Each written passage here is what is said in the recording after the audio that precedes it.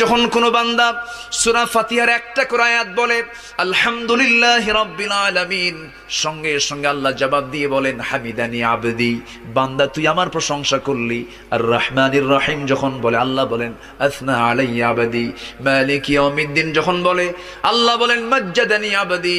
এরপরে যখন বলে ইয়াকা না'বুদু ওয়া ইয়াকা নাস্তাঈন পর্যন্ত যখন বলে আল্লাহ বলেন বান্দারে তুই আমার কাছে কি চাস, প্রাণ খুলে চা রে বান্দা। ইহদিনাস সিরাতাল মুস্তাকিম থেকে শুরু করে নিয়া ওয়ালাদ-দাল্লিন পর্যন্ত যখন বান্দা বলে তখন আল্লাহ বলেন বান্দা নামাজের মধ্যে এমন প্রেমের খেলা খেললি বান্দা, তুই যা চাইলি সব আমি আল্লাহ কবুল করলাম।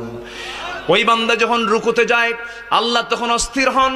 ওই বান্দা যখন সিজদায় যাওয়ার জন্য প্রস্তুতি নাই, সমস্ত ফেরেশতাকে ডাক দিয়ে বলেন ও ফেরেশতারা, এই বান্দাগুলো আমাকে দেখলো না, রাসূলকে দেখলো না, কোরআনকে দেখে হাদিসকে বিশ্বাস করে আমাকে খুশি করার জন্য তার সবচেয়ে সম্মানজনক